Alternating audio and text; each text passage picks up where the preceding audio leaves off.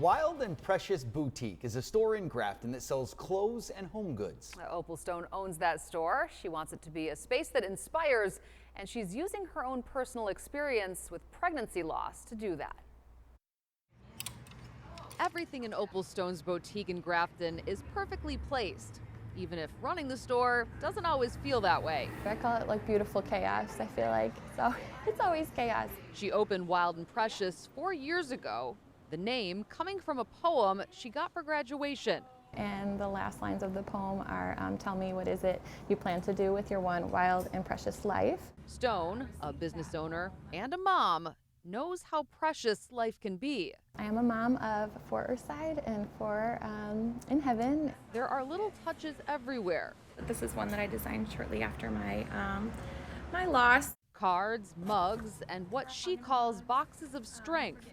Items specifically for women who've experienced pregnancy loss. And so after my first pregnancy loss, I did design a collection of items that really spoke to me as I was going through the experience. Stone designs and hand letters many of the things you see in the store. Opal has created a space in her store that is about so much more than just gifts and shopping. Emily Landers runs a little something a lot of love, creating care packages for women who've lost a baby. Opal actually reached out to me before she even knew me. Stone contacted Landers on social media to help, donating these Hug in a Mug mugs, and that was just the start.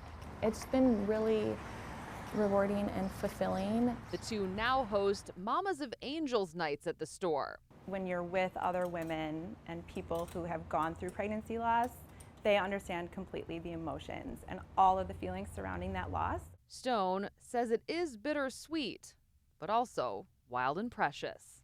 I hoped that sharing my story and being vulnerable about my losses would also make others feel comforted and that ultimately they weren't alone.